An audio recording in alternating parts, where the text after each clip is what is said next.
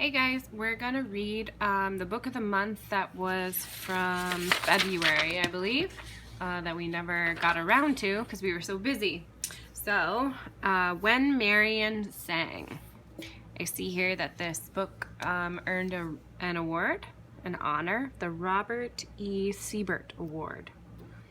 And the book was written by Pam Munoz Ryan, and the pictures by Brian Selznick. I turn it over to just check out the back cover.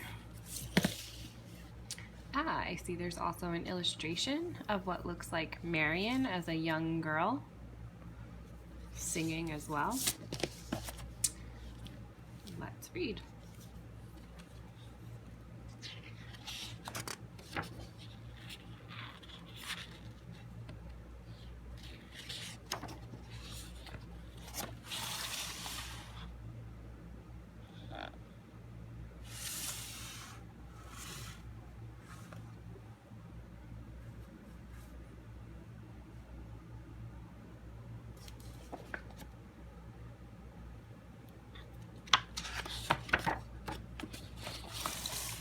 It was her range of notes that caused all the commotion. With one breath, she sounded like rain, sprinkling high notes in the morning sun. And with the next, she was thunder, resounding deep in a dark sky. When Marian Sang, the true recital of Marian Anderson, the voice of a country.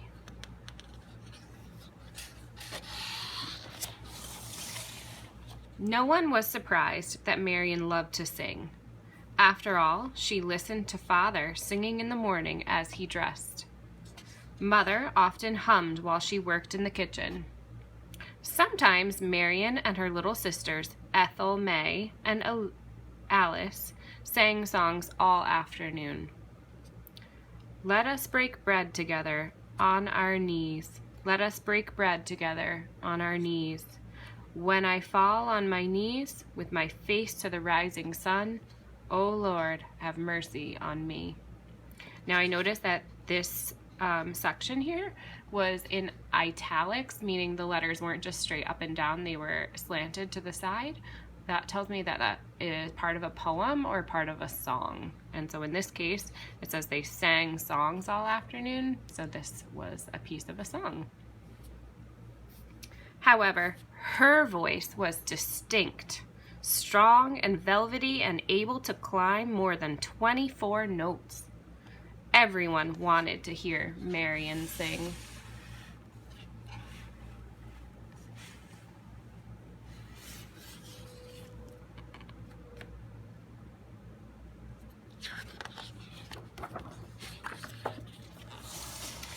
Alexander Robinson, the choir director at the Union Baptist Church in South Philadelphia, wanted to hear Marian sing, even though she was not quite 8 years old, and sometimes sang too loud. He asked her to perform a duet with her friend Viola Johnson, or Viola. As Viola sang the high part and Marian sang the low, their harmony blended like a silk braid. Dear to the heart of the shepherd, dear are the sheep of his fold.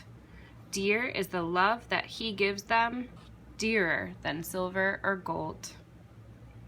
Church folks started whispering and followed without and out talking about Marian's remarkable gift. Neighboring churches heard the news and invited Marian to perform. One advertisement said, "Come and hear the baby contralto, 10 years old." And people came.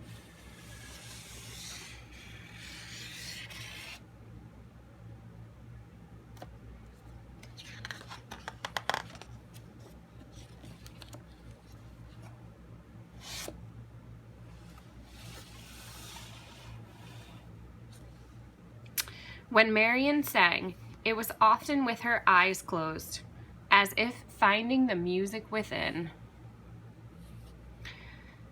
Audiences heard not only words, but feelings too, spirited worship, tender affection, and nothing short of joy.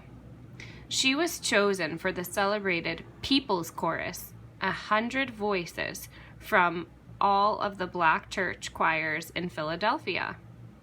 She was one of the youngest members and had to stand on a chair so those in the back could see the pride of South Philadelphia. Her father was proud too, but protective. He didn't want anyone taking advantage of his child. Father's love made Marian feel important. When he died after an injury at the Reading terminal where he sold ice, tragedy filled Marian's heart and sometimes her songs. Were you there when they laid him in the tomb? Were you there when they laid him in the tomb? Oh, oh, sometimes it causes me to tremble, tremble, tremble. Were you there when they laid him in the tomb? Now you might notice that the word him has been capitalized a few times in the different verses that she's been singing. His, he, and so that is a religious thing that people do. They capitalize the word if they're referring to God.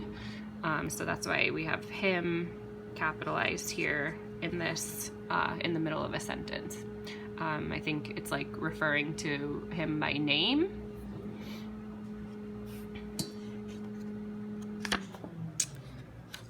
Mother was happy for Marian's success, but reminded her that no matter what she studied, to take a little extra time and do it well. Marian didn't need extra encouragement when it came to singing. She practiced her part of each song and often learned all the other parts too. For her, music was serious business, and more than anything, she hoped to someday go to music school. Church members promised tuition for our Marian if she was accepted.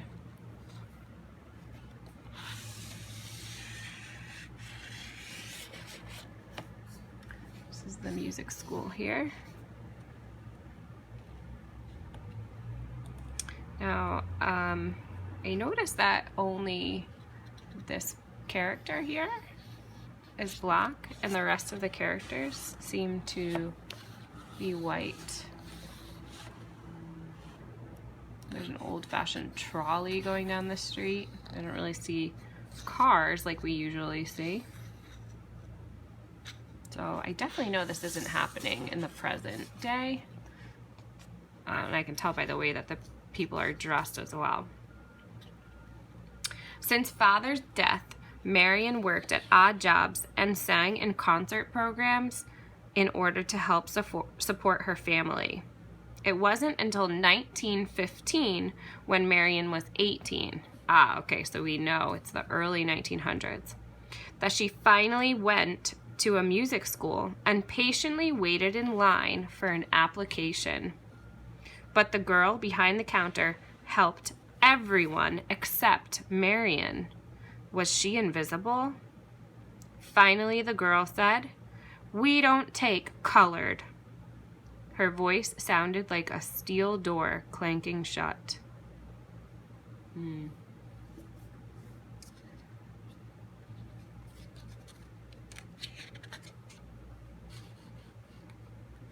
Take a minute to think about how Marian feels, something that she has loved and done for her whole life, something she's dreamed of doing, going to music school. And then the girl says, "We don't take colored."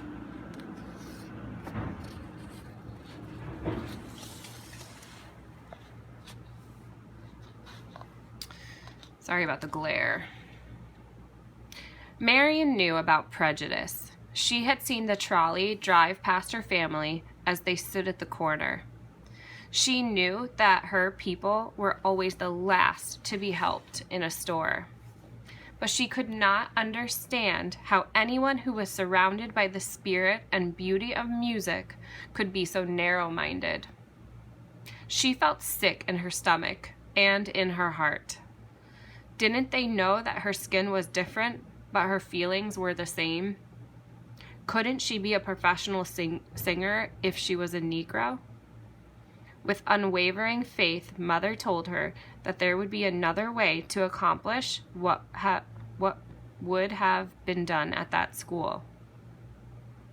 Mother told her there would be another way to accomplish what would have been done at that school. Marian believed her mother. She took voice lessons in her own neighborhood, continued with the choirs, and sometimes performed at Negro churches and colleges.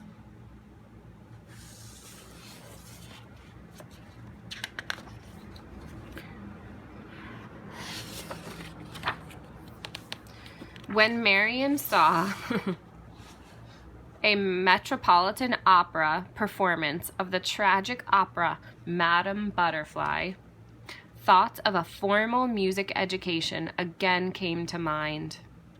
How wonderful it would be to sing on a grand stage, act out a dramatic role, and wear beautiful costumes. The passionate music inspired her, and she was determined to study. But opera was simply the sun and the moon, a dream that seemed too far away to reach. He's got the wind and the rain in his hands. He's got the sun and the moon right in his hands. He's got the wind and the rain in his hands. He's got the whole world in his hands.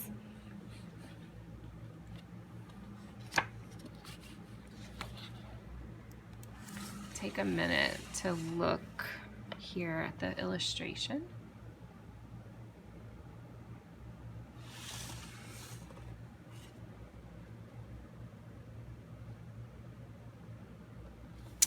As a young woman in her 20s, Marian was invited to many states to sing.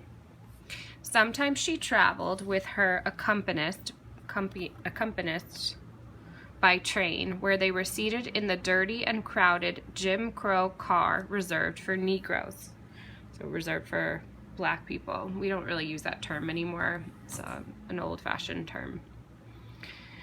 When she arrived at her destination, she often sang the same program twice to separate audiences, one white and one black, or to segregated groups, whites in the best seats and blacks in the balcony. Many times she was welcomed enthusiastically by her audiences, and then could not get a hotel room because she was Negro. No matter what humiliations she endured, Marian sang her heart with dignity. Her voice left audiences weeping or in hushed awe as they strained to hold on to the memory of every opulent note. When Israel was in Egypt's land, let my people go. Oppressed so hard they could not stand, let my people go. Go down, Moses, way down in Egypt's land. Tell old Pharaoh to let my people go. Before I go on to the next page, I just want to think about how strange that feels for her to have performed for either two separate audiences, a black audience and a white audience, or for her to have performed to an audience where the white people got the best seats in the house and the black people got the worst seats in the house. And just for how that would make Marian feel on stage. It was interesting, this line here, it says that her voice left audiences weeping or in awe as they strained to hold on to the memory of every opulent note. But yet, when she was there on these trips to sing, she couldn't even get a hotel room.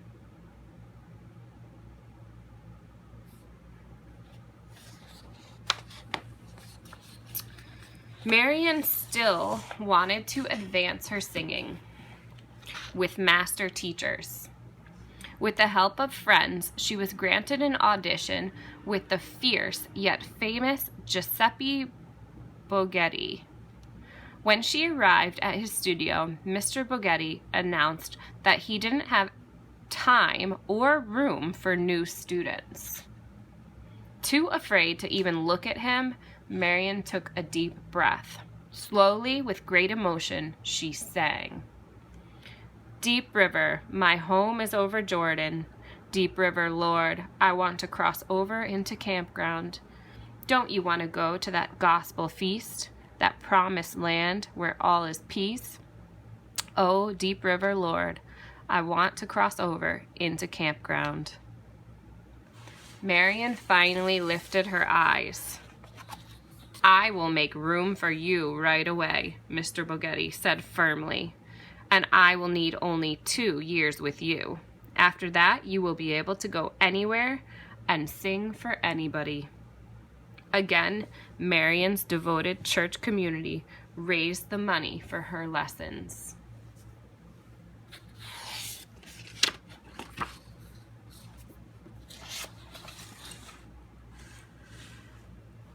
Looks like a ship. Isle de France. Marian worked hard with Mr. Bogetti, and sometimes for practice, she sang scenes from Italian operas with him. Her recitals now included German songs too, but other languages troubled her. She didn't want simply to sing beautiful words like Dunkel, we dunkel, in Wald und in Feld. She wanted to know what the words meant. Dark, how dark in the woods and the fields. Other Negro singers had gone overseas to develop their voices and learn foreign languages. Why not her? After all, Europe was different. There, she would be able to sing to mixed audiences and travel without the restrictions put on her people in America. Marian needed to grow, and Mother agreed. A bundle of trepidation and excitement, Marian boarded the Isle de France in October 1927. She had never been so far from her family. She knew her sisters would take good care of Mother, but she still already felt twinges of homesickness.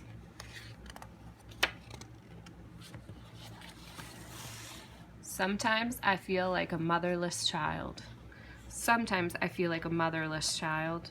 Sometimes I feel like a motherless child, a long ways from home, a long ways from home. Sometimes I feel like I'm almost gone. Sometimes I feel like I'm almost gone. Sometimes I feel like I'm almost gone, a long ways from home, a long ways from home.